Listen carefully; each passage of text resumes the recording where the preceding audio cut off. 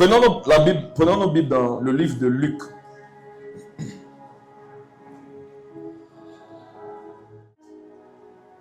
Luc, chapitre 15. Si on devrait peut-être donner un thème à l'enseignement, c'est quoi? Relever ceux qui sont tombés. Voilà. Relever ceux qui sont tombés. Luc, le chapitre 15. Tu vas lire à partir du verset 1. Excuse-moi, prophète, avant Luc. On va prendre d'abord le livre de Jacques.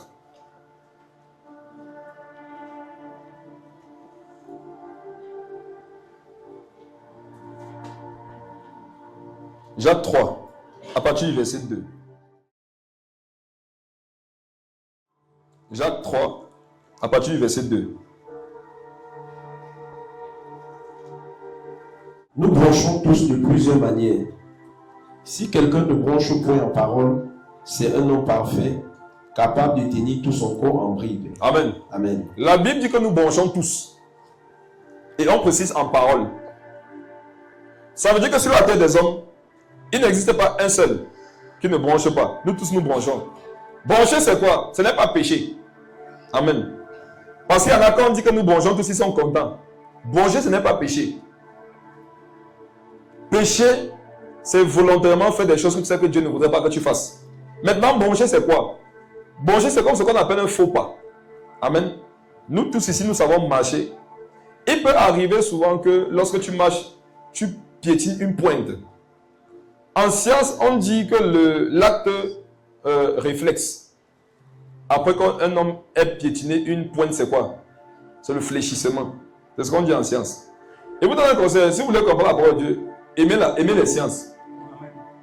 L'action réflexe, lorsque tu marches sur une pointe, c'est le fait que tes genoux fléchissent. Pourquoi? Parce que la charge de ton corps sur la pointe te fait mal. Donc le réflexe, ça va que tu vas fléchir. C'est ça brancher. Or, il y en a, quand ils entendent qu'il faut que tout le monde bronche, ce qu'ils entendent dans les yeux, c'est que tout le monde pêche. Et ça leur donne de vivre d'une certaine façon. Tu peux broncher, on comprend. Mais est-ce que maintenant tu vas marcher seulement avec les genoux pliés?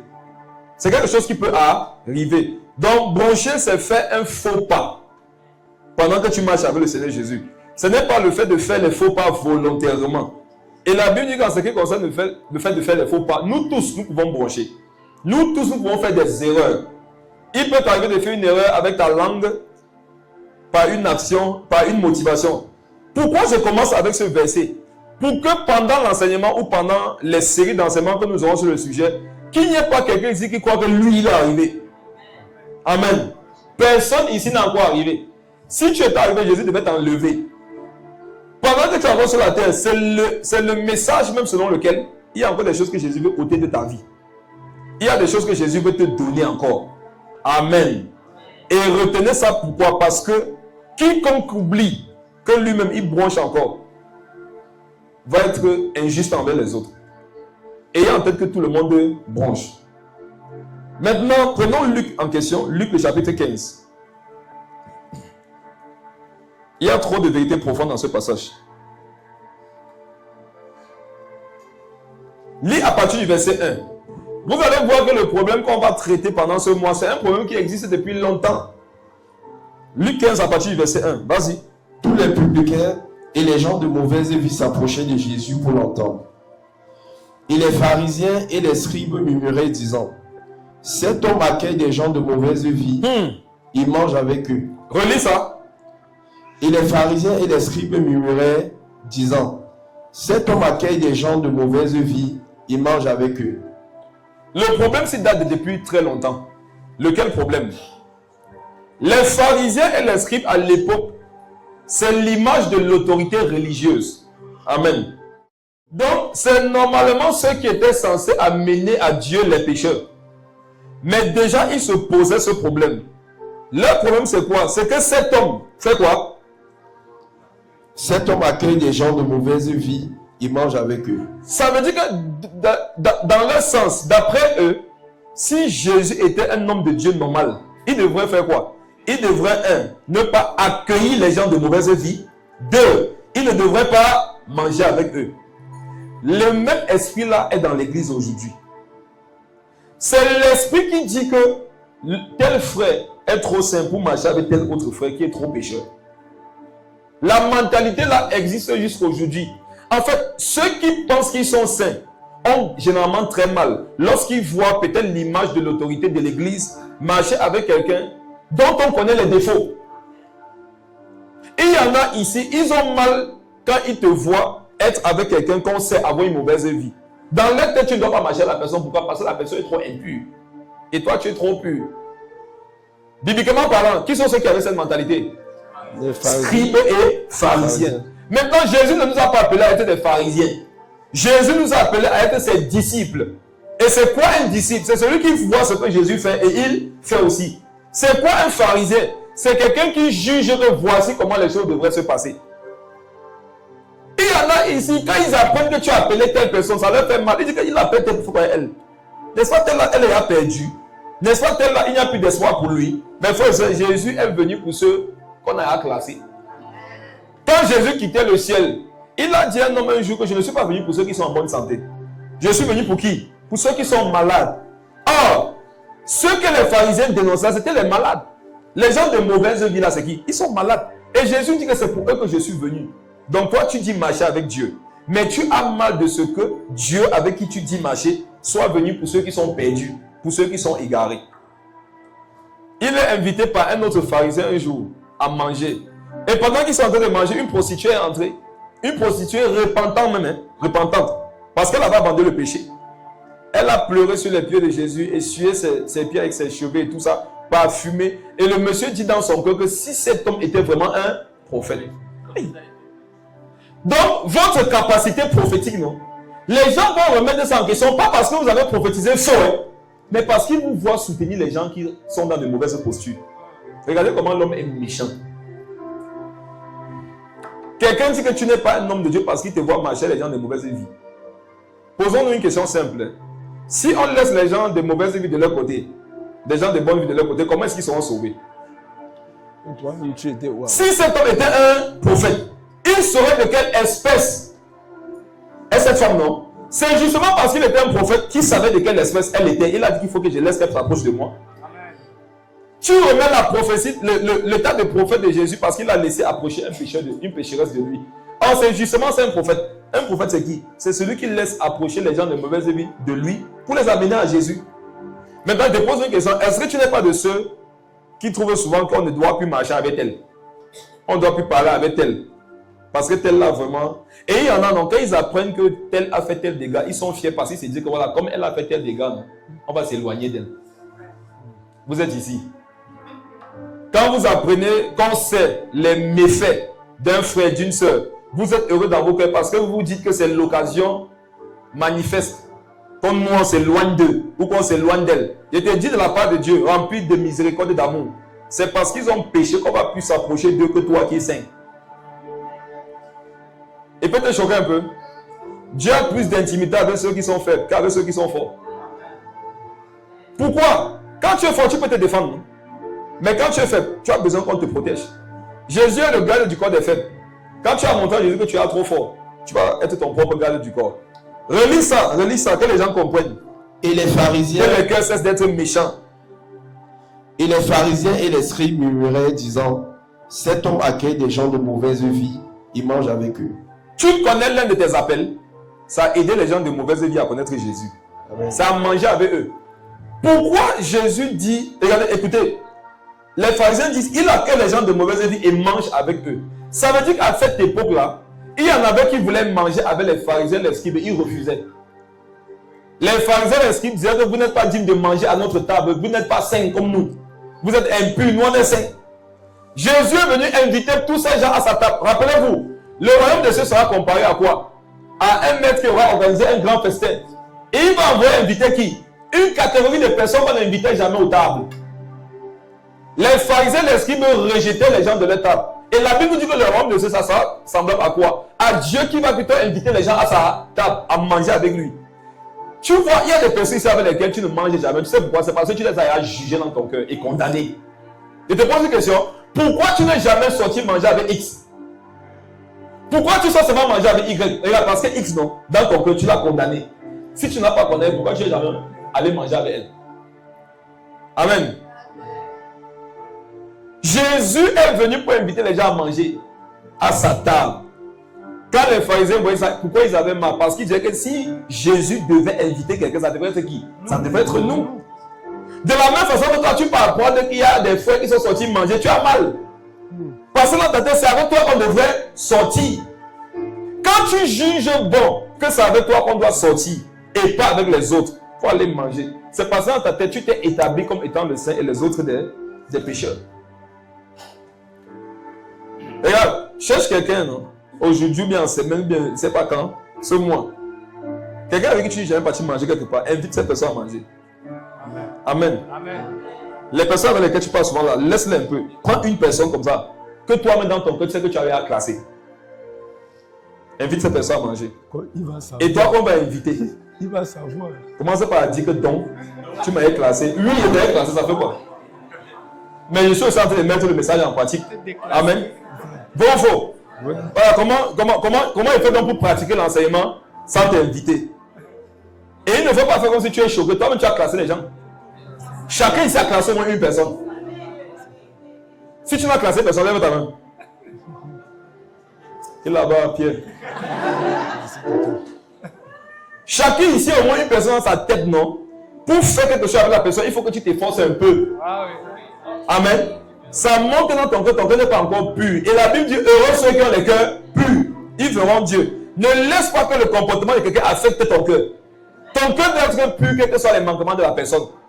En fait, ta passion doit être d'aller vers ceux qu'on a rejetés. Ta passion doit être d'aller vers ceux qu'on a déjà classés. Il y en a comme ça, il disait que qui va aussi m'inviter à manger. Ils ne connaissent pas ça. Il fait quoi? Cet homme accueille les gens de mauvaise vie. Il les accueille. Clique sur le mot accueil.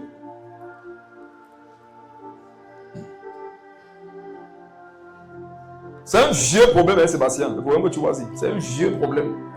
Accueillir vient du mot grec prosdekomai, qui veut dire recevoir pour soi-même. Laisser non, c'est bon, tu as dit ce que vous voulez. Recevoir pour soi-même. Recevoir pour soi-même. Donc, quand Jésus accueillait les gens de mauvaise vie et mangeait avec eux, est-ce qu'il le faisait avec la société? Est-ce qu'il le faisait pour la société? Non. Il le faisait pour lui-même. Ça veut dire que c'était sa vie, non? Comment se fait-il que quelqu'un invite quelqu'un de mauvaise vie pour l'aider? C'est lui qui l'invite, ce n'est pas toi. Ça te fait mal, pourquoi? Amen. Amen. Mais frère, regardez, quand vous voulez savoir si vous êtes pur devant Dieu, regardez comment votre cœur se comporte lorsqu'on fait du bien envers quelqu'un. C'est ça. Surtout souvent qui vous a offensé.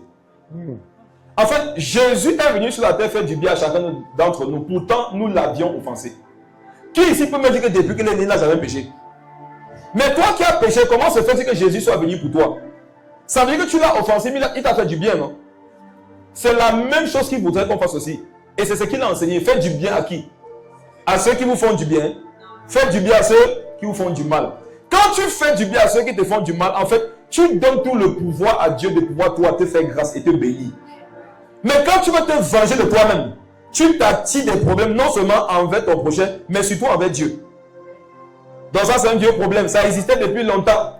Des personnes qui trouvaient que d'autres personnes sont trop impures pour qu'on puisse faire quoi que ce soit avec eux, ou bien avec elles. Il les accueille et il mange avec eux. À partir d'aujourd'hui, je te dis ça.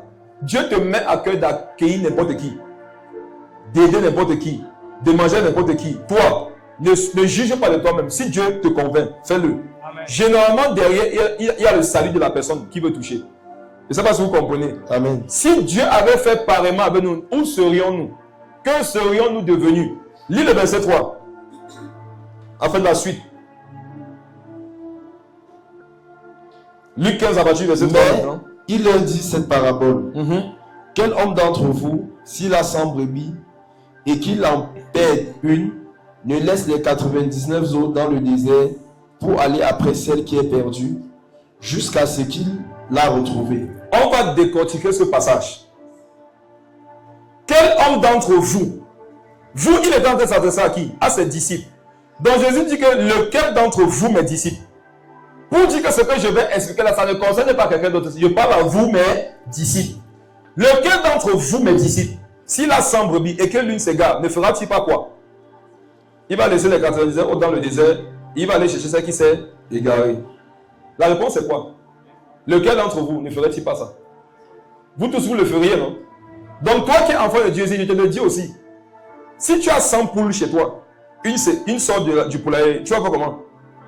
Comme tu as encore 99, tu vas laisser la poule qui est sortie du poulailler s'égarer. Jamais. Qu'est-ce que tu vas faire? Tu vas laisser les 99 poules qui sont dans le poulailler aller courir derrière la poule qui est hors du poulailler. Et je t'assure que si tu ne la rattrapes pas, tu vas mal dormir, tu auras mal. Mais quand tu vas la rattraper, la joie que tu vas éprouver, ça sera une joie que tu n'as même pas eu lorsque tu as conservé les 99 autres.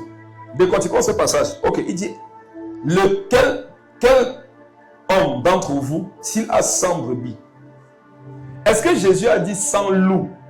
Non. 100 caïmans, 100 lions. Il a dit 100 brebis. Oh, c'est quoi une brebis selon les Écritures? Une brebis, c'est un enfant de Dieu. On est ensemble? Amen. Une brebis, c'est un enfant de Dieu. Et qu'il en perde une. Donc une brebis peut s'égarer. Amen. Une brebis, non, peut s'égarer. Un enfant de Dieu peut s'égarer. Pourquoi toi tu ne tolères pas que les enfants de Dieu s'égarent? C'est parce que dans ta tête tu as dit qu'ils doivent être parfaits, desséchés, parfaits. Et nous savons entre parenthèses que toi-même tu n'es pas parfait.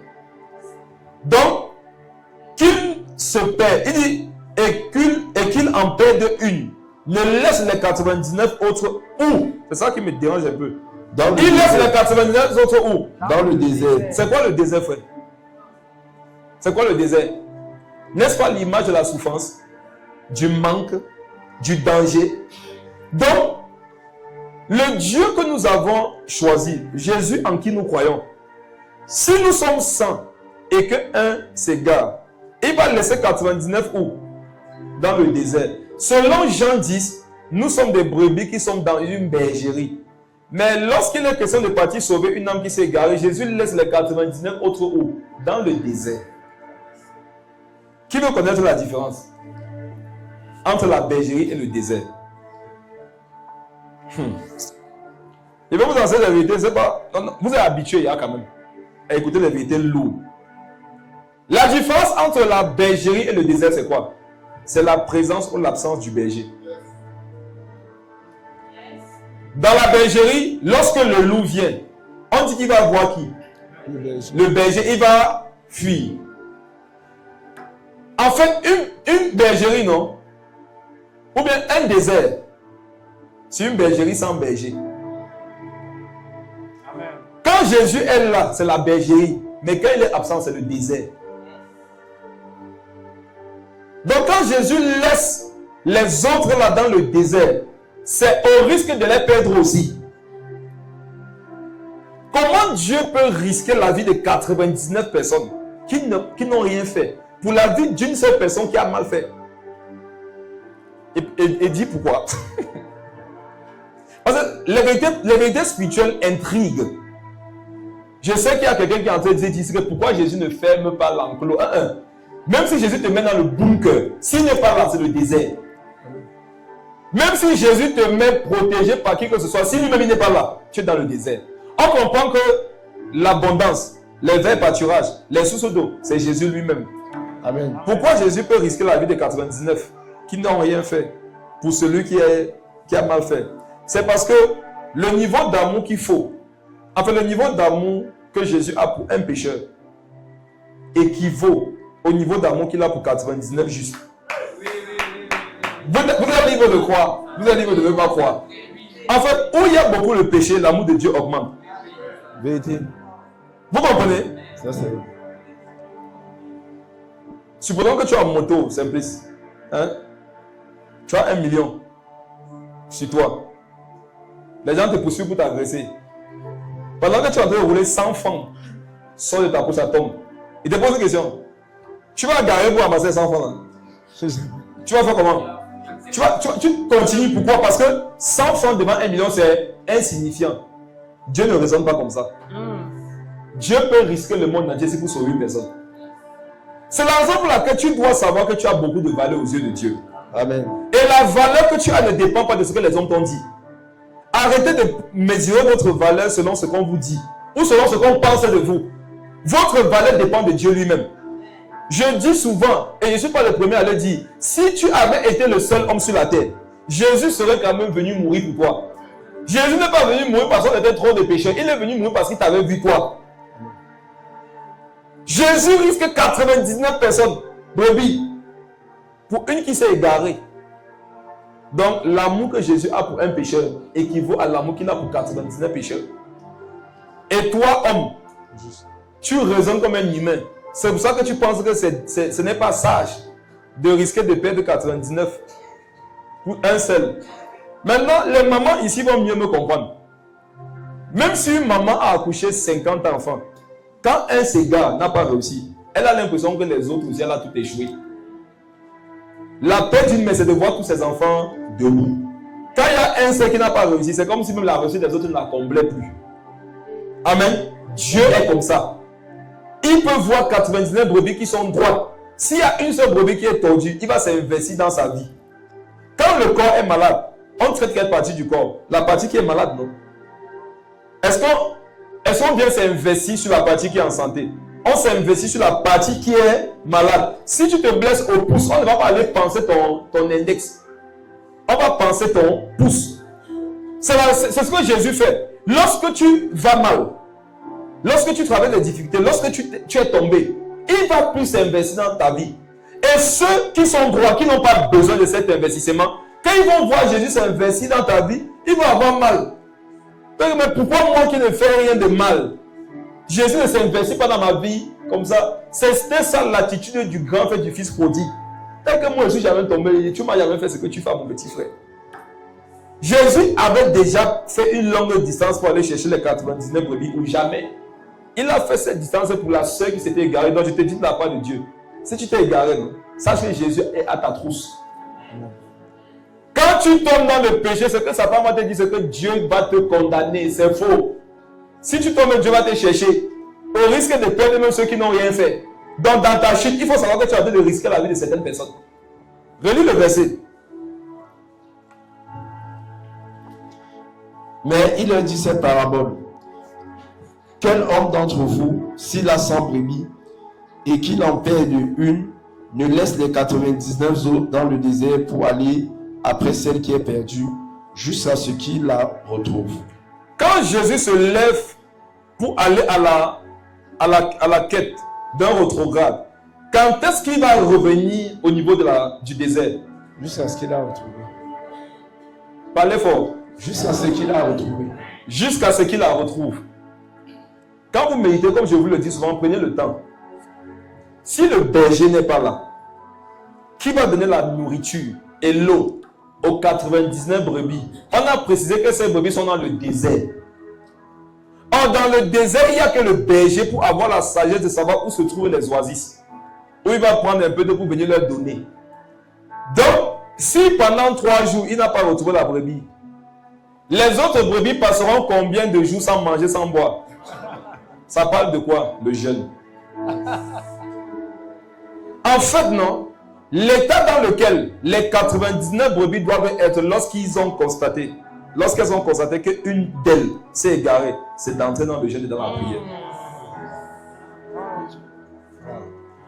Le départ de Jésus, l'essence, ce n'est pas de l'irresponsabilité. Au contraire, c'est les responsabiliser. Amen. Jésus te dit, regarde, ton frère s'est égaré, moi je vais aller le chercher. Toi derrière, prie, jeûne. Tant que je ne trouve pas, je ne rentrerai pas. Toi par derrière, veille dans la prière. C'est ce que tu fais. Combien de fois les chrétiens aujourd'hui sont prompts à condamner? Vous serez jugés pour ça, je vous assure. Il y a les gens ici, ils croient que quand ils ne sont pas tombés dans l'adultère, dans l'ivrognerie, ils sont saints devant Dieu. La sainteté devant Dieu, ce n'est pas la pratique extérieure d'abord de la foi. C'est l'état intérieur de ton cœur. C'est jusqu'à ce qu'il a retrouvé. Donc si par exemple tu souffres de son absence, non, prie pour que ton frère revienne vite. Vous n'avez pas senti cette présence de Dieu dans vos vies tant que Dieu ne vous verra pas en train d'intercéder pour ceux qui sont égarés. Certaines sécheresses spirituelles que beaucoup ici vivent, c'est rattaché au fait qu'ils n'ont pas le cœur de Dieu, qui consiste à chercher les brebis qui se sont égarées. Chercher une brebis égarée, ça donne l'onction. Ça établit dans la présence de Dieu. Pourquoi? Parce que c'est le même projet que Dieu a. Lorsque Dieu te voit lutter pour relever ceux qui sont tombés, il voit en toi le même cœur que lui là. Et si Dieu reconnaît son cœur en toi, de quoi est-ce qu'il va te priver? De rien. Jusqu'à ce qu'il la retrouve. On dit qu'il part à la recherche de la brebis qui s'est perdue. Souvenez-vous, quelques jours avant son départ pour le ciel, il a fait le bilan à son père. Il a dit, de tout ce que tu m'as donné, je n'ai perdu aucun. Donc quand le Seigneur va derrière une brebis qui est perdue, non, il va comme ça chercher son rapport. Parce que son père va lui demander compte pour les 100 brebis qu'il lui avait données. Et toi, tu voudrais que Jésus laisse la brebis pour avoir les pouvoirs avec son père? Amen. Moi, j'ai vécu ça avec ma mère. Je ne sais pas combien de fois. Ma mère t'envoyait 500, va acheter le ginger de 100 enfants là et 100 enfants. En route, les garçons, non, délinquants. Il y a le match qui est en train de se jouer. Tu le laisses dans. Regarde, les 500 là, tu fais ça dans ton short. Tu pars jouer le ballon. En jouant, le short se détache, non? Les 500 se perdent. Mais frère et soeur, qu'est-ce qui faisait le plus mal derrière les 500 que tu as perdu? C'est le rapport que tu dois aller donner. Et ma mère, quand ma mère te tapait, non, tu croyais qu'elle t'a seulement adopté. Tu disais que je le sais, elle veut seulement me tuer. Donc quand tu rentres à la maison, elle est là-bas. Toi voici ici à 100. La maison devient loin. Alors que c'est là-bas. Va à l'enlever le cœur. Tu vas commencer où? Et quand ma mère te disait que Mba coupe, ça c'est le nom qu'on va te massacrer. Quand il y a un problème, c'était Clément. Donc on dit il y a Mba coupe. Voilà, mais tu commences à dire qu'il veut partir où? Tu as perdu les 500. Qu'est-ce qui est dur? C'est d'aller faire le rapport. Que les 500 que tu m'as donné là, c'est perdu. Et la tortue, c'est l'interrogatoire qui suit. Tu faisais quoi? Que ça se regarde. Je jouais le ballon. Tu jouais le ballon où? Ici en haut. Avec qui? Avec qui a marqué? En fait, c'est la tortue, c'est pour préparer un mauvais. Donc, on te tue d'abord dedans. Amen. Jésus aussi, quand il perd une brebis, le rapport qu'il va aller faire à son père, il sait que ça peut le mettre dans les problèmes. Donc, tant qu'il n'a pas trouvé la brebis, il ne rentre pas. Et c'est pas si on comprend. Mes frères, c'est la mentalité qu'on doit avoir dans l'église. Tu ne vois pas un frère, non? Cherche à savoir pourquoi il n'était pas là. Amen. Tu ne vois pas une soeur, cherche à savoir pourquoi elle n'était pas là. Est-ce que maintenant, ça c'est le travail seulement du pasteur, je ne sais pas quoi, du berger? C'est le travail de tout le monde parce que nous sommes tous des brebis. Amen. Amen. Je ne peux pas à moi seul remarquer la vie, l'absence, la présence de tout le monde. Mais toi qui es moins occupé par rapport à l'œuvre de Dieu que moi, tu peux remarquer l'absence de quelqu'un. Il faut chercher à savoir pourquoi cette personne n'est pas là. Pourquoi? Quand la brebis s'est égarée, elle n'a plus la couverture du berger. Elle n'a plus la couverture, la protection de la bergerie. Donc facilement, cette brebis où elle est peut s'éloigner de Dieu. Et je vous assure, allez remarquer souvent quand quelqu'un s'est éloigné du Seigneur, un mois, ce qu'il est devenu. Je vous assure, un seul mois. Ce que la personne devient en un seul mois, c'est incroyable. Rappelez-vous de ce frère dont je parlais dernièrement qui était finalement décédé. Quand il s'était éloigné de Dieu. Ce qu'il était devenu, c'était effrayant. Ça te donnait de comprendre que si quelqu'un s'éloigne de Dieu, il peut devenir pire même que ce qu'il était avant de rencontrer le Seigneur. C'est la raison pour laquelle quand tu te perds, Dieu veut te rattraper le plus vite possible. Parce que chaque jour que tu passes loin de la bergerie, tu deviens pire. Or, toi, chrétien, lorsque ton frère s'égare, chaque jour qu'il passe loin de la bergerie, c'est une occasion pour toi de davantage de critiquer. Ça fait 2 journées puis là, ça fait 3 jours, ça fait 4 jours. Regarde, ça devrait faire plutôt 4 jours que tu sois en train de prier et jeûner pour lui. Parce qu'il est soumis et exposé à beaucoup d'intempéries où il est. Tu ne sais pas ce que la personne vit. Relis le verset s'il te plaît. Quel homme d'entre vous, s'il a 100 brebis et qu'il en perd une, ne laisse les 99 autres dans le désert pour aller après celle qui est perdue, jusqu'à ce qu'il l'a retrouvée? Un jour, pendant que je méditais, le Seigneur m'a aidé à comprendre que la raison pour laquelle les hommes condamnent beaucoup les autres, c'est parce qu'ils ne sont pas morts à la croix pour eux. Vous savez, vous ne pouvez pas vous attacher à une chose pour laquelle vous n'avez pas payé un prix. Il te serait difficile de te sacrifier ou alors d'être patient avec quelque chose qui ne t'a rien coûté. Remarquez une chose, quand on vous a offert un téléphone, qui a remarqué que c'est facile que tu négliges le téléphone?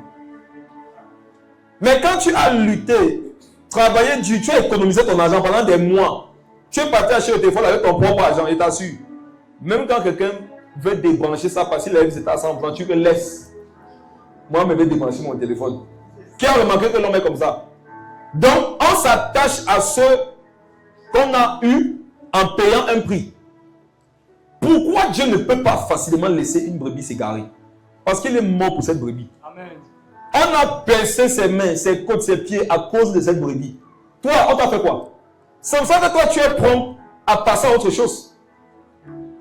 Il y en a ici, regardez, que Dieu vous pardonne vous-même vos manquements. Parce que dans vos cœurs, il y a des personnes, vous les avez déjà établies comme des péchés qui ne peuvent plus changer. Vous les avez déjà établies comme des personnes pour qui tout est fini. Jusqu'à ce qu'il la retrouve. Mes frères, quand Jésus quitte la bergerie avec un objectif, il ne rentre pas s'il n'a pas réussi. Jésus n'échoue pas. Amen. Ce mois, chacun de nous doit dire que Seigneur Jésus, montre-moi une brebis qui s'est égarée, que je devrais ramener dans la bergerie pendant le mois de mars. Amen. Amen. On est ensemble? Amen. Amen. Je vous assure, non, vous connaissez au moins une personne qui s'est égarée de Dieu, qui s'est égarée loin de Dieu. Vous savez ça, mais ça ne vous embarrasse pas plus que ça. Le but de ce message, c'est que vous arrêtiez d'être indifférent par rapport au fait que les gens s'éloignent de Dieu, perdent leur salut et retournent dans le monde. Vous devez arrêter d'être indifférent par rapport à ça. Et il y en a ici à qui Dieu a parlé. Il y en a ici, vous avez eu des songes où Dieu vous a parlé de telle personne qui s'est égarée. Moi, je connais à ma part. Je t'avais raconté le songe que j'ai eu, non? Moi, je les avais classés. J'ai fait un songe. Dans le songe, je marche avec ma femme et les deux sont là. Je les ai vus, j'étais tellement déçu d'eux. J'ai traversé ma route. Et ma femme, elle m'a arrêté de voir. Elle a dit que, ouais, comment tu fais comme si tu ne les as pas vus, non? Parle-leur, non? Je me suis réveillé, je dis que laisse-moi. Donc, allez, laisse-moi. Je me suis réveillé. Et j'ai compris que Dieu voulait me dire que tu vois le petit là, non? Et la petite là, va vers eux. Et moi, le jeune, je me suis réveillé que qui moi? Allez, non. Chacun de nous ici, je me répands. Je vais aller chercher le moi aussi. Chacun de nous ici. Vous savez, on est des hommes, non? C'est dur. Tu t'investis pour les gens pendant des années. Quel est le rapport qu'il vient te faire? Et si ton gens grossit une fille, tu peux mettre ton petit. Tu ne dors pas. Tu pries, tu jeûnes. Oh papa, je dois faire un concours. Tu lui donnes le peu d'argent, tu ne peux pas faire le concours. Tu n'es pas dans des transports, tu donnes. Il n'y a pas dans. Tu finances tout. Les études, tout. Pourquoi on vient te dire que c'est tombé? Enfin, non, on est des hommes. Non? Je ne suis pas en train de justifier mon comportement. Dieu m'a repris. Elle m'a mal fait. Mais je suis en train de vous savez quoi? Aidons-nous les uns les autres. Amen. Aide-toi, le ciel t'aidera d'abord. C'est difficile. Amen. Vous comprenez? C'est difficile. Amen, amen. Donc moi, j'avoue que par rapport à Java, j'ai dit Seigneur, je ne peux plus. Ils sont nombreux, non? Il y a d'autres Seigneur. C'est comme si je ne supporte pas tout le monde. Il y a le reste. Même ils sortent les cartes tous les jours. Mais ceux-ci, je ne peux plus. Et lutter le jour dans ma chambre, mais savez, c'était Dieu qui m'avait parlé. Même quand ils voient qu'on va aller vers le moi, c'est malin. Faire la volonté de Dieu, ça fait mal. C'est pas que c'est une partie de plaisir. Amen. Demande à Dieu de te montrer cette personne que tu avais classée à cause de son mauvais comportement, de sa désobéissance irrégulière. Demande la force à Dieu pour aller vers lui, pour aller vers elle. Parce que tout le temps que la personne a passé loin là, sa situation s'est empirée. Et c'est ce qui me plaît, c'est que le temps de guette son statut. Le gars ne fait que s'enfoncer. Et si là, le téléphone est baba, alors que Dieu m'attend là-bas. C'est dur. Maintenant, quand ils sont comme ça, 3, 4, 5, à un moment donné, tu peux perdre la tête. Donc, aidez aussi vos pasteurs. Aidez les gens qui payent un petit prix pour vous. Encouragez-les en mettant vos vies en règle. Pour aller après celle qui s'est perdue jusqu'à ce qu'il la retrouve. Ça me permet de vous rappeler une vérité profonde que Dieu m'avait enseignée. On a souvent dit que lorsque quelqu'un s'égare, Dieu n'est plus avec lui. Dieu l'abandonne. Écoutez ce que veut dire, c'est un peu fort. Jésus est le chemin, non? Amen. La vérité et la vie. Mais lorsque tu t'éloignes de Dieu, tu deviens son chemin. C'est vrai, c'est la vérité, c'est écrit. Quand Quand tu marches dans l'obéissance, c'est toi qui suis Jésus. Quand tu désobéis à Dieu, c'est Jésus qui te suit. Regardez un Dieu comme ça. Est-ce qu'il peut avoir un Dieu semblable à lui? Il passe sur les traces de ton égarement. Et le jour où il t'attrape, tu avais fui loin de sa présence avec quoi? Avec les pattes, non? Il va casser les 4 pattes là-haut. C'est pour ça que pour rentrer à la bergerie avec toi, il te met que sur l'épaule parce que tu ne peux plus marcher. Après, quand Jésus t'attrape, il dit que petit, tu sais depuis combien de temps ils sont en haut? Tu sais que j'ai risqué la vie des autres à cause de toi. Le temps que dit Seigneur Jésus, pardonne, il a envoyé une.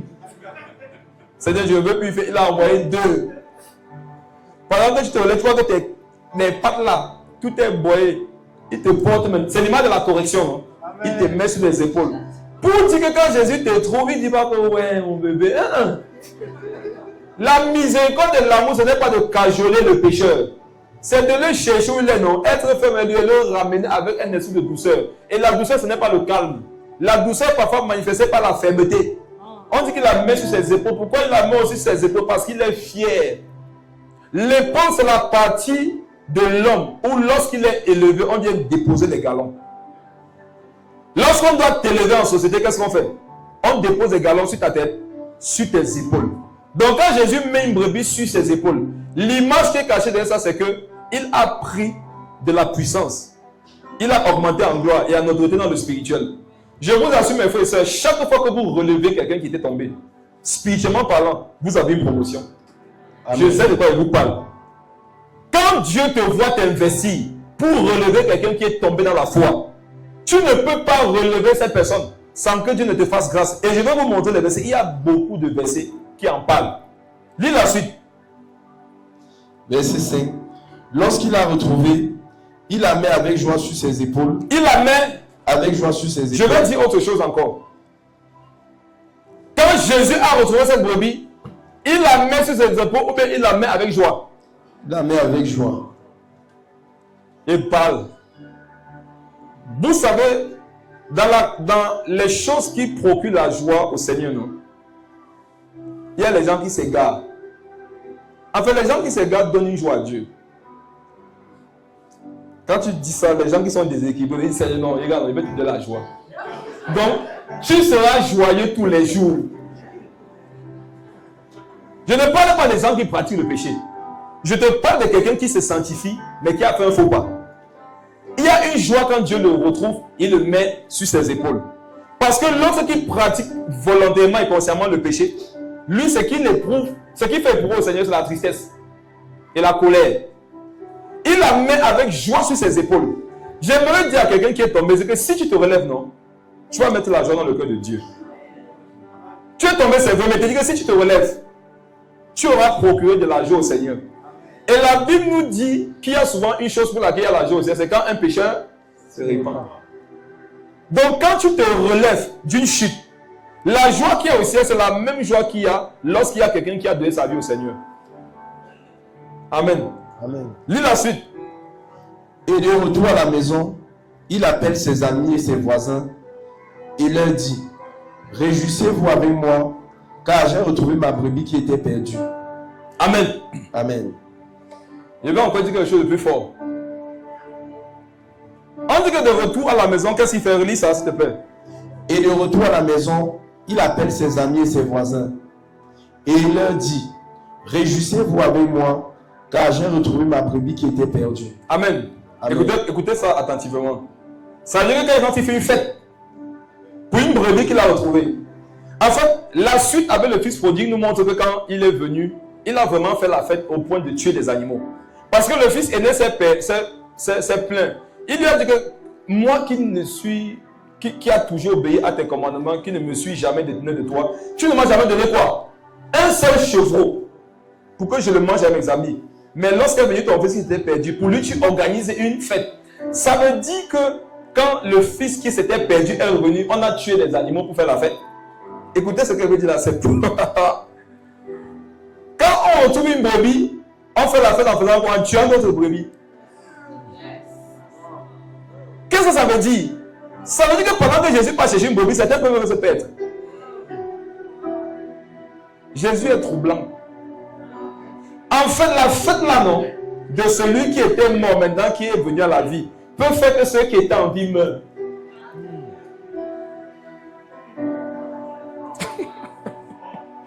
Est-ce que vous comprenez ça?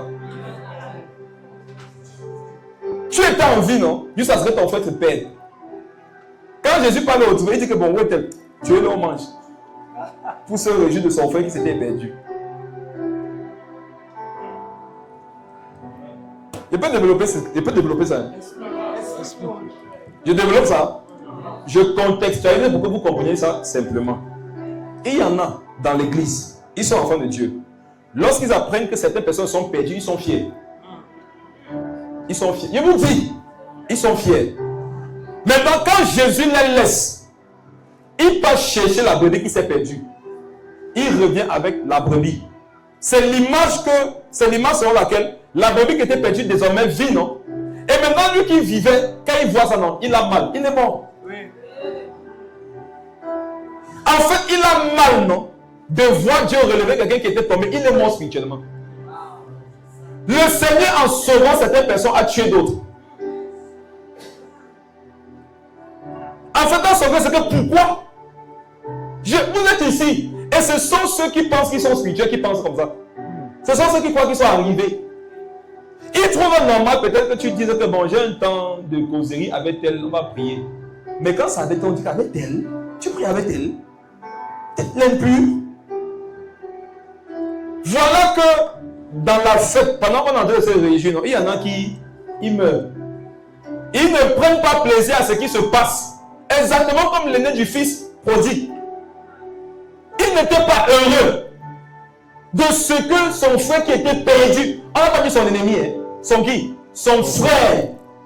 C'est grave quand même, non? Même pas son ennemi, son propre frère.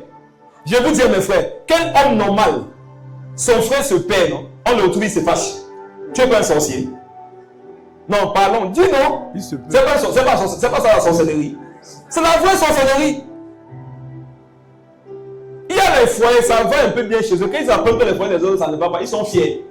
S'ils apprennent que le pasteur va aller là-bas pour les aider, ça leur fait mal. Vous êtes des sorciers.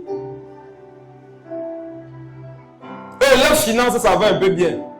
Ils savent que les finances de l'autre, c'est un peu difficile. En fait, la souffrance de certaines personnes donne à d'autres de croire que leur vie va bien. Donc il y en a, ils sont heureux tant qu'ils voient que toi tu souffres. Et s'ils voient des personnes venir s'inverser pour que tu ne souffres plus, ils ont mal, ils meurent. Le mois, c'est le mois de la mort. Le mois de la vie et de la mort. Tous les fils prodigues, ce mois, vous allez rentrer à la maison. Tous les brebis perdus, vous allez rentrer dans le désert, ça va devenir la bergerie. Et regarde, tu te fâches contre quelqu'un alors que c'est en fonction de lui que le lieu où tu es brebis ou désert. Vous n'avez pas compris. Vous n'avez pas compris. Tu vois celui ou celle contre lequel ou contre laquelle tu as des choses dans ton cœur là. Le lieu où tu vis, ça devient désert ou brebis en fonction de lui. Parce que quand Jésus va à sa rencontre, te laissant là-bas, où tu es là maintenant, on appelle ça quoi? Désert. Mais s'il est là, on appelle ça quoi? Bergerie. En fait, vous avez des choses contre ceux desquels dépendent de vos vies. Moi, je ne classerai jamais quelqu'un tant qu'il vit. Tant que quelqu'un vit, non, mon frère, il y a l'espoir. Et vous qui connaissez compter le nombre d'années depuis lesquelles les gens sont penchés là, continuez de compter. Mais je vous en supplie, le jour ils vont aussi se relever, non? Faites l'anniversaire. Vous comprenez ce que je vous dis? Amen. Vous qui êtes champion pour remarquer les mauvaises actions des gens, mais vous ne connaissez pas remarquer leurs qualités, vous êtes déjà aveuglé. Je vous donne un conseil. Rassurez-vous dans la vie à remarquer ce que les gens font de bon. Négligez le mauvais. Amen. Parce que si on entre même dans ta propre vie, on va voir qu'il y a du mauvais aussi. On a vu qu'on bronche nous tous, non? Amen. Nous tous on bronche. Il fait la fête.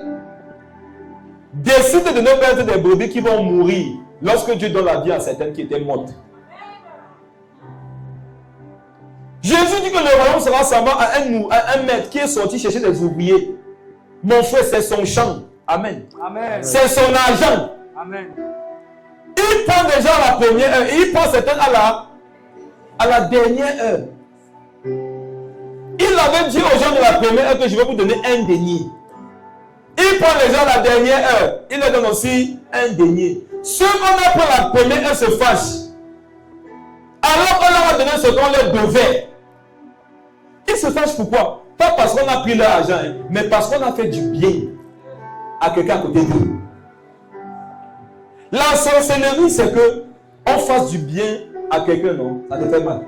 Ils disent que nous, on a travaillé toute la journée. Eux, ils ont seulement travaillé 1 heure. Tu leur donnes la même chose. Le maître a dit quoi? Serviteur méchant. C'est la méchanceté qui agit en beaucoup de personnes. Il dit, ne m'as-tu pas permis de faire de mon bien? C'est mon argent, mon ami. Ne m'as-tu pas permis de faire de mon bien ce que je veux? Ou as-tu mal de ce que je lui ai fait du bien? Je vous assure, si vous avez remarqué qu'on fait du bien à votre femme, votre soeur, ça vous fait mal. Vous êtes sur le chemin de l'égarement. Et ils espéraient qu'on va leur donner plus parce qu'on a commencé à payer qui? Ceux-mêmes qui sont venus à la dernière heure, un denier. Ils ont dit, ils n'ont travaillé qu'1 heure, on leur a donné un denier. Ça veut dire que nous, on va nous donner minimum 2 deniers. Cependant, on leur a donné un denier aussi. Donc, quand on a fait la paye, au lieu de vieux, ils sont morts. L'ouvrier de la dernière heure, on lui a donné la vie avec un denier. L'autre aussi, on lui a donné un denier pour qu'il ait la vie, mais lui, il a choisi de mourir.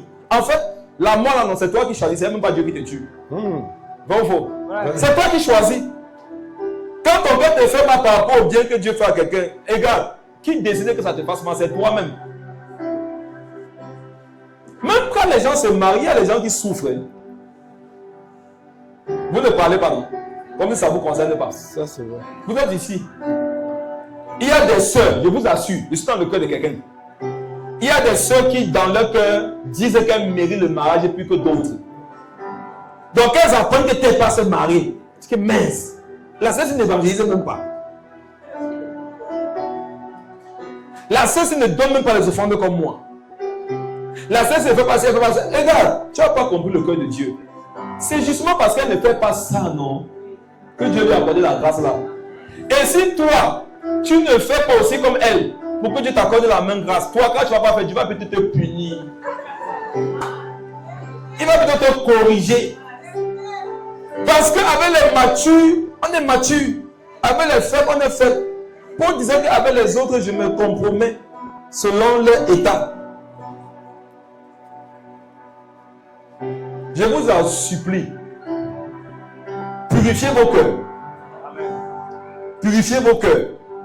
Qui a remarqué que quand tu aimes quelqu'un, tu peux lui faire des faveurs facilement. Mais quand tu n'aimes pas, tu ne vas pas faire.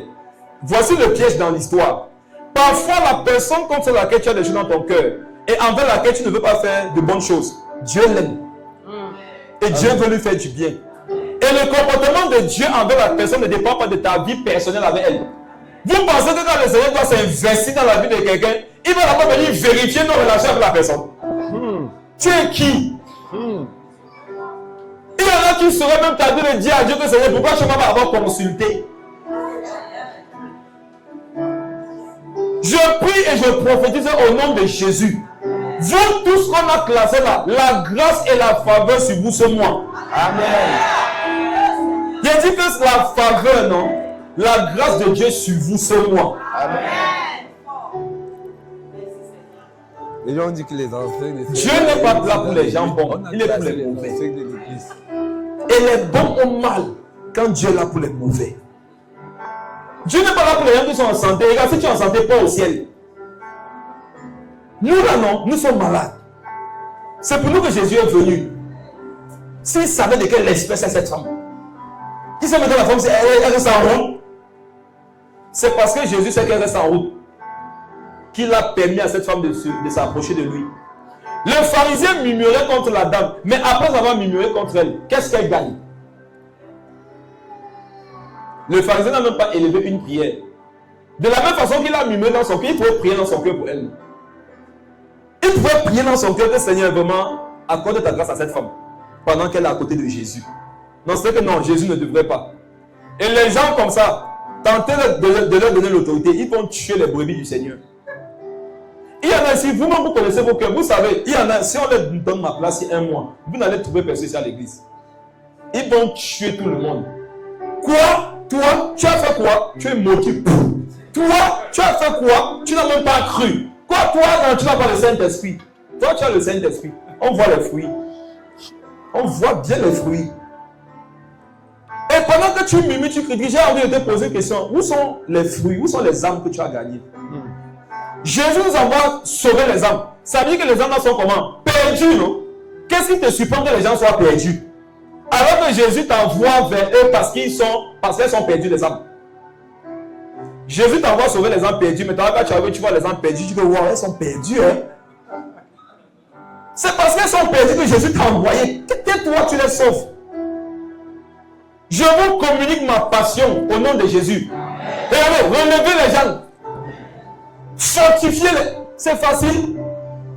Vous connaissez le nombre d'oppressions qui marchent sur la tête d'un chrétien lorsqu'il donne sa vie au Seigneur Jésus. Le projet démoniaque qui est contre les enfants de Dieu pour qu'ils n'aillent pas au ciel, c'est beaucoup. Hein? Ce n'est pas à toi, le frère, la soeur, de venir rajouter. Si tu dois avoir une action dans sa vie, ça doit être de relever la personne. Transformer la personne, fortifier la personne. Et est-ce que c'est tolérer le péché? Non. Relis le verset. Verset 6. Et de retour à la maison, il appelle ses amis et ses voisins. C'est bon, il appelle ses amis et ses voisins. Pour faire la fête. Les amis et les voisins, ça parle de quoi? Ça parle de la communion fraternelle. Donc, quand une brebis se perd, derrière ceux qui étaient restés font comment? Ils jeûnent et ils prient.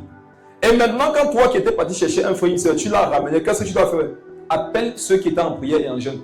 Pour leur dire que les gars, ça a marché. Venez qu'on se réjouisse. Amen. Amen. Amen. Et c'est généralement qu'on se réjouit pour celui qui était perdu, qu'il y en a qui n'étaient pas en prière et en jeûne. C'est eux qui ont souvent mal. Tu ne peux pas prier et jeûner pour quelqu'un qui était perdu. Lorsqu'on te dit qu'il s'est retrouvé, tu as mal. Ça veut dire que tu ne priais pas pour lui. Qui peut prier Dieu l'exauce? Il a mal. Les voisins, les amis, c'est l'église. Dans nos réunions, ça doit être pour deux choses envers les gens qui se perdent. Prier et jeûner. Et après, nous réjouir de ce que Dieu les a sauvés. Amen. Nos réunions ne doivent pas être pour les critiquer et faire les constats. Nous, tu as dit, il s'est égaré. Bon, et puis, quand tu me fais constater que l'autre s'est égaré, où il est là, il est sauvé. Vous voulez la maturité spirituelle? Voilà la maturité spirituelle. Amen. C'est avoir ce type de cœur. C'est avoir ce type de caractère. Et quand tu fais ça pour l'autre, Dieu note. Ton jour arrive. J'ai envie de dire à quelqu'un ici, non, pharisien, ton jour arrive. Tu vas voir. Et ton jour va arriver. Il dit que même la seule fourmi convertie du Cameroun ne va pas prier pour toi. Il n'y aura personne. Tu n'as pas été là pour les gens dans la vie. Personne ne sera là pour toi un jour aussi. La vie te rend ce que tu lui as donné. Chacun va récolter ce qu'il a semé. Sème le bien, tu vas récolter le bien. Sème l'intercession, tu vas récolter toi-même l'intercession quand tu en auras besoin. Lis la suite, homme de Dieu. Verset 7. De même, je vous le dis, il y aura plus de joie dans le ciel pour un seul pécheur qui se repent que pour 99 justes qui n'ont pas besoin de repentance. Relis ça fort. De même, je vous le dis, il y aura plus de joie dans le ciel. Attends. Il y aura quoi? Plus de joie. De joie. Pour qui? Dans le ciel. Pour un seul pécheur qui se repent. Que pour 99 justes qui n'ont pas besoin de repentance. Mes frères et sœurs, on est 100 dans l'église, n'est-ce pas? 99 ne sont jamais tombés. Un est tombé. Après, Dieu le relève. Entre celui qui s'est relevé après être tombé et les 99 qui étaient toujours debout, qui donne plus de joie à Dieu? C'est bizarre, non? C'est pas bizarre. Notre Dieu est alors très bizarre.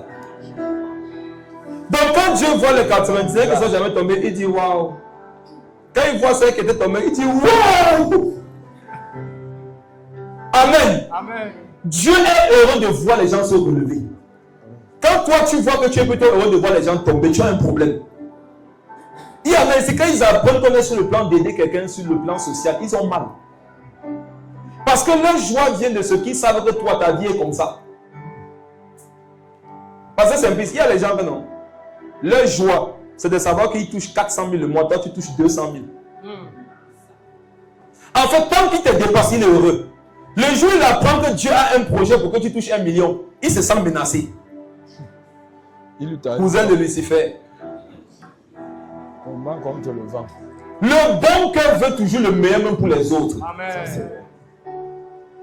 Celui qui a le cœur de Dieu, il veut le bien de l'autre. Quand tu es derrière ton point, tu es en train de méditer le mal avec le nom des gens. Tu es en train de causer avec Satan personnellement. Comment savoir que je suis en train d'avoir une conversation avec le diable? C'est quand tu es de côté, non? Tu parles en pensant en mal des gens. Tu es en train de causer avec le diable. Mes frères et sœurs, je vous le dis, Jésus ne déteste personne. Jésus n'a la haine dans son cœur pour personne. Si tu as la haine dans ton cœur pour quelqu'un, tu ne marches pas avec Dieu. La Bible dit que celui qui n'aime pas, non? Celui qui n'aime pas son prochain, il n'a pas vu Dieu, il ne l'a pas connu. Dans tout ton tralala que tu fais alors que dans ton cœur, tu n'es pas pur envers ton prochain, tu ne connais pas Dieu. Tu connais les versets, tu connais la lettre, mais tu ne connais pas l'âme de Dieu, tu ne connais pas son esprit, tu ne connais pas son cœur. Il y a plus de joie pour quelqu'un qui tombe et qui se relève. Donc quand il va aller vers le petit là, avec la petite là, s'il se relève, il y aura plus de joie venant d'eux que par rapport à la joie que moi je donne à Dieu. C'est fort. C'est brutal. Quand tu comprends ça, tu es très calme, même si tu ne tombes pas. Amen. Les gens sont souvent un peu imbus d'eux-mêmes parce qu'ils se disent que moi je ne suis pas tombé, non? Regarde, tu n'es pas tombé, mais celui qui est tombé là, Dieu trouvait plus de joie en lui qu'en toi. Hey! Quand tu as compris ça, quand tu vas savoir que ton frère, ça ne va pas, tu vas te calmer. Et si tu pourrais avoir à donner beaucoup de joie à Dieu derrière cette situation, c'est d'être celui que Dieu va utiliser pour le relever. Amen. Voilà comment toi, tu pourras donner beaucoup de joie à Dieu. En étant l'instrument que Dieu va utiliser. Décide de ne classer personne dans ton cœur. Amen. Décide ça, dis-le. Je ne place personne dans mon cœur. Tu vois la façon dont tu regardes les gens. Demande à Dieu de te donner un peu ses yeux pour 2 secondes. Regarde la même personne avec. Tu vas voir que ton regard, ce n'est pas le regard de Dieu. En fait, quand Dieu voit un pécheur qui est tombé, la pensée de Dieu, c'est que quand je vais le relever, comme je serai joyeux. Toi, quand tu vois le pécheur qui est tombé, tu te dis, waouh, il est tombé. Moi, je suis encore debout, quelle grâce. Et tu mets le mot grâce parce que tu veux te tromper toi-même. C'est-à-dire, il te rend grâce que je ne suis pas tombé comme tel pharisien. Il te rend grâce de ce que je ne suis pas comme ce publicain. Je donne ma dîme. Par la grâce de Dieu, je ne suis pas tombé dans la pornographie. Je suis en train de recevoir une parole. Vous voyez, vous qui êtes trop fiers de certaines positions que vous avez en Christ, non? Vous allez tous chuter. Ce n'est pas une prophétie de malheur. C'est la parole. Vous allez tous chuter. Quand tu prends ta virginité pour mépriser celles qui ne sont plus vierges en Christ, non? Toi, non? Ce n'est pas un homme qui va te faire tomber. On va apprendre que tu tombes comme le chien. Donc, on va t'attraper comme le chien derrière une cabane au carrefour. Toi-même, tu vas dire que qu'est-ce qui m'a amené? C'est Dieu qui t'a livré. Je vous assure, quand vous avez remarqué que le domaine de vos vies où vous arrivez à vous sanctifier vous donne de mépriser ceux qui là-bas ne s'en sortent pas, faites attention, vous allez chuter. C'est le sentiment qui précède la chute. Quand tu es fort dans un domaine, Dieu t'a établi fort dans ce domaine pour que tu soutiennes les autres là-bas. Pas pour que tu les condamnes. Parce que toi-même dans ta vie, il y a un domaine où tu es aussi faible et Jésus te fortifie là-bas. Reste tranquille. Tu n'es pas fort partout. Il y en a, ils prient facilement, mais ils jeûnent difficilement. Mais quand toi tu jeûnes facilement, tu condamnes, tu te dis que tu n'arrives pas à jeûner comment? Non, apprends-les à jeûner. Qui ici, depuis qu'il me connaît, il a vu qu'il jeûne beaucoup plus facilement? Lève ta main. Si depuis que tu m'écoutes, quand j'ai improvisé les moments de jeûne, les enseignements, qui ici, après mes enseignements, après mes conseils, après les jeûnes qu'on a imposés, s'est rendu compte qu'aujourd'hui, il jeûne quand même? Lève ta main. Il était condamné un jour que tu ne jeûnais pas. S'il devait faire un apport dans ta vie, c'est quoi? C'est de t'aider à jeûner. Tu as remarqué que je ne prie pas, aide-moi à prier. Tu as remarqué que je ne médite pas, aide-moi à méditer. Quand tu veux me dire que tu ne médites pas, je sais qu'il ne médite pas. Quand quelqu'un est tombé, il sait qu'il est tombé. Il veut quelqu'un qui va le relever. Tu tombes dans le puits, tu es en train de te noyer. Quelqu'un dit que tu es tombé. Il sait, il est en train de se noyer. Envoie la corde. Tu veux faire les constats. On a dans le bouquin la semaine passée. Vraiment. J'ai dit qu'il y a des gens terribles ici dehors. Sébastien, on est devant où il y a les hommes de Dieu. Les manifestations commencent. Le Père Jacques demande qu'on fasse les délivrances. Non? Voilà un bishop. Vous me connaissez, non? Il lui a fait un truc devant les gens. Bishop, costard, Diemi. La veste ne révèle pas le niveau de sagesse de certaines personnes. Il y a les gens qui savent, veste qui est sage, mais pas lui. Les gens sont là, ils écument, ils souffrent, possédés. Quand ils s'approchent, l'orgueil pur, je sens l'orgueil. Il ne savait pas, comme j'avais le dos tourné, il ne m'avait pas vu, il ne savait pas que c'est moi. Il ne me connaissait pas peut-être, parce que ça regarde ça, montrer qu'il ne me connaissait pas. Il vient, moi je m'accroupis au même moment que lui pour gérer le cas. Et il y avait des frères autour. Il dit au frère, vous savez, la délivrance, quand on doit faire une délivrance, je lui ai dit que, type, c'est pas moi d'enseigner. Il dit non, je te dis que ce n'est pas le moment d'enseigner. Il veut que je n'ai que quitte. Va chercher un autre cas, devant les gens. Il veut que je te dis d'aller chercher un autre cas. Il s'est levé avec la honte de partir. Regarde, quelqu'un va la personne de souffrir. Tu veux profiter du moment où je ton bishop. Il va t'humilier. Que Dieu vous humilie. Vous tous qui voulez prendre la vie basse, la bassesse, les défauts des gens pour vous glorifier. Ça va vous faire ça dur. Vous allez voir, non? C'est votre moi aussi. C'est le moi de la mort et de la vie, non? Chacun va vivre sa part. Pourquoi, non? Tu attends d'apprendre qu'un frère est tombé dans la masturbation pour dire que toi, depuis 2011 que tu es converti, tu n'es plus jamais tombé dans ça. Et qui est? Comment toi, depuis 2011 que tu t'es converti, tu n'es plus tombé dans ça, et un frère avec lequel tu marches tombe encore dans ça? Ça veut dire que tu n'as pas bien joué ton rôle. Le fait qu'il tombe doit te faire honte. Dans une église, quand quelqu'un tombe, c'est tout le monde qui est tombé. Si tu étais si puissant que ça, pourquoi l'autre est tombé? Écoutez, demandez à ma femme, moi je ne me juge pas selon moi mes fruits. Je me juge selon les fruits de l'église. Quand ça ne va pas, je vous assure, j'ai mal plus que tout le monde. Parce que je suis là, pourquoi ça se passe comme ça? Pourquoi un tel encore a ce caractère alors que je suis là? Ça veut dire que je n'ai pas bien enseigné, je n'ai pas bien prié, pas bien fait ce qu'il fallait. Et ça me donne de redoubler d'efforts. Toi, l'autre à côté, il est penché. Tu nous dis que tu es droit. Pourquoi? Apprends-lui à être droit comme toi. Autrement, toutes tes remarques là, c'est nul et sans effet. On n'en a pas besoin. Le temps est venu, on doit arrêter de faire des constats et chercher des solutions aux problèmes des gens. Le gars se noie, il sait déjà, il t'a su, il sait qu'il se noie. Mais frère, qui ici, lorsqu'il tombe, il a besoin pas bien le convaincre qu'il est tombé. Tu sais, ça te fait mal, ça te chauffe.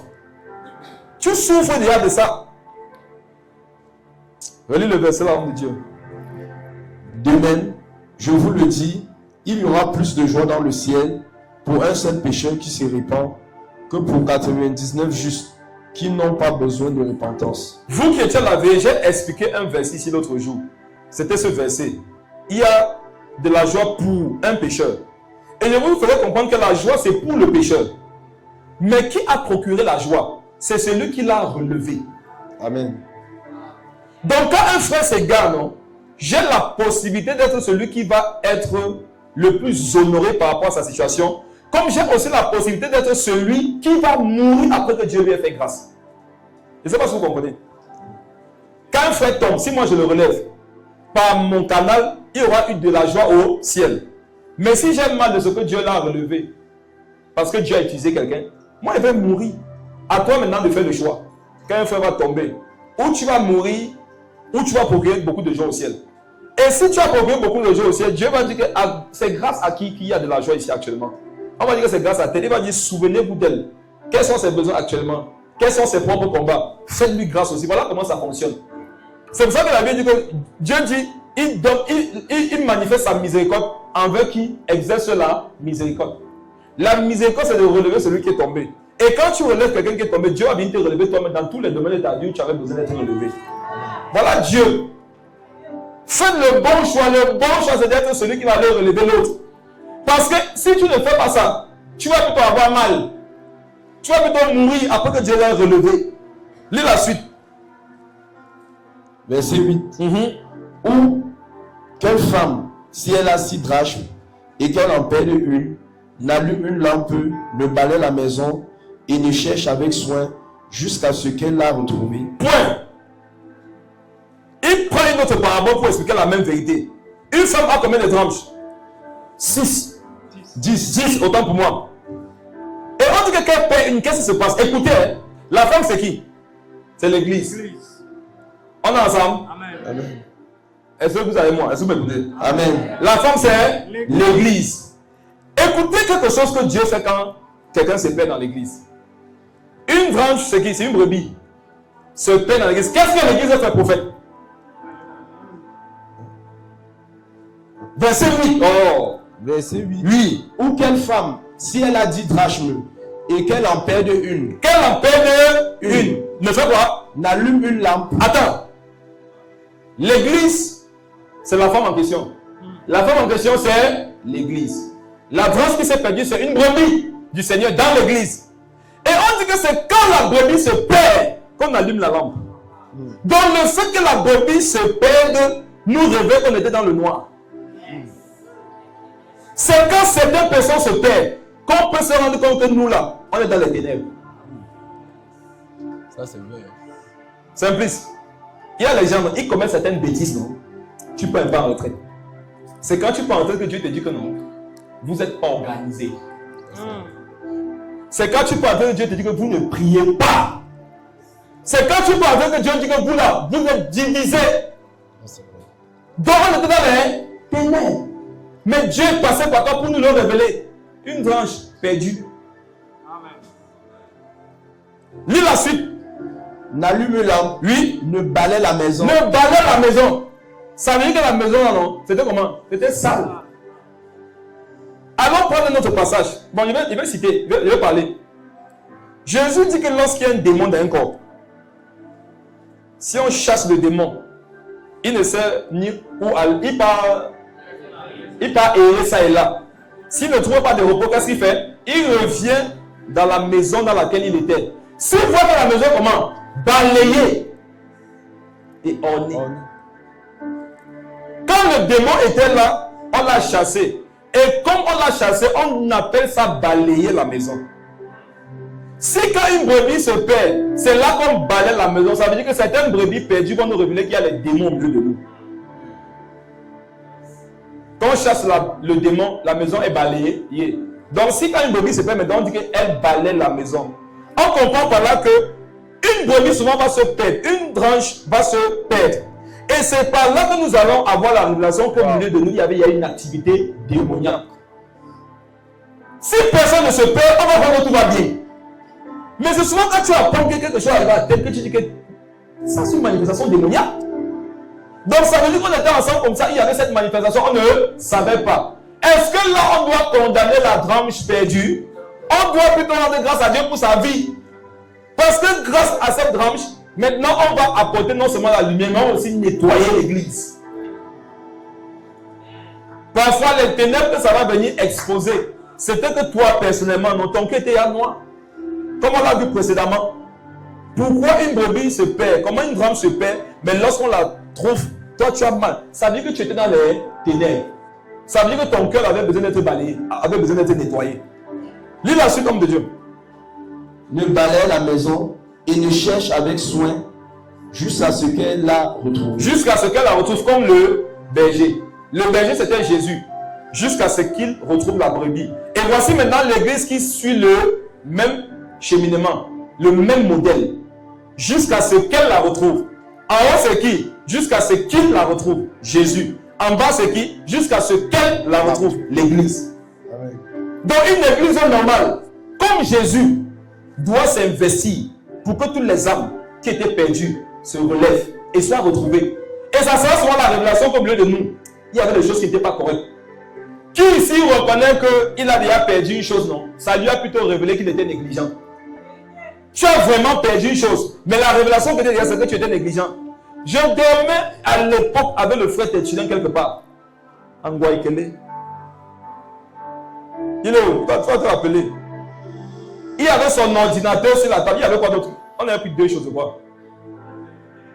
Avec le téléphone. Nous, on s'est endormi dans la négligence. On n'a pas verrouillé la porte. Il y a un envoyé du Seigneur. savoir que si on vit dans la négligence, on va perdre beaucoup de choses dans nos vies. Alors Dieu a envoyé son ange nous donner une leçon, un enseignement. Je me levais très tôt pour aller au travail. 5 heures. Et quand il me lève, lui aussi se lève. Je crois qu'il va aller au chantier. Et vous savez, vous constatez la même chose, mais vous dites que c'est comme si c'est l'autre qui a fait quelque chose que... Après on dit que... on se regarde, donc... mais... au fur et à mesure qu'on se réveille, chacun comprend ce qui se passe. C'est là qu'on voit qu'on n'avait pas fermé la porte. Il y a un gars qui est entré calmement. Non? Pendant que nous dormions, il a pris l'ordinateur, il a débranché le chargeur, il a pris le téléphone, il est parti. On nous a volé ou on ne nous a pas volé. Et vous savez ce que le gars avait fait? Il avait ouvert le téléphone, il a enlevé la puce. Il a déposé sur le... C'était ça, non? Il a déposé la puce à côté. Waouh! Tu comprends, c'était un ange. C'était pas un démon, c'était un ange du Seigneur. Il est venu nous donner une leçon. Et le Seigneur va faire avec ta puce. Le Seigneur dit que... L'ange sortait... Vous connaissez les anges, donc c'est vraiment bizarre. Le Seigneur dit que tu pars avec sa puce. Donne-moi sa puce. Le gars s'est tenu là, enlevé la puce, il a déposé. On nous a volé, on ne nous a pas volé. Mais on nous a surtout enseigné. On a surtout apporté la lumière dans notre chambre. On nous a surtout nettoyé, on a surtout balayé notre pensée, nos comportements, nos caractères. Ça fait que depuis ce jour-là, on a la lumière de fermer la porte avant de dormir. On a la capacité à balayer toute forme de négligence. Vous ne pouvez pas vivre la même chose. Mes frères et sœurs, ceux qui sont tombés sont un enseignement pour l'Église. Amen. Ils sont un miroir pour nos propres vies. Ils sont la révélation de notre niveau spirituel. Lis la suite, prophète. Lorsqu'elle l'a retrouvé, elle appelle ses amis et ses voisines, comme Jésus, et dit: réjouissez-vous avec moi, car j'ai retrouvé la drachme que j'avais perdue. Verset 10. De même, je vous le dis, il y a de la joie devant les anges de Dieu pour un seul pécheur qui se répand. Quand tu constateras désormais qu'il y a un pécheur quelque part, ou un frère qui est tombé, qu'est-ce que Dieu attend de toi?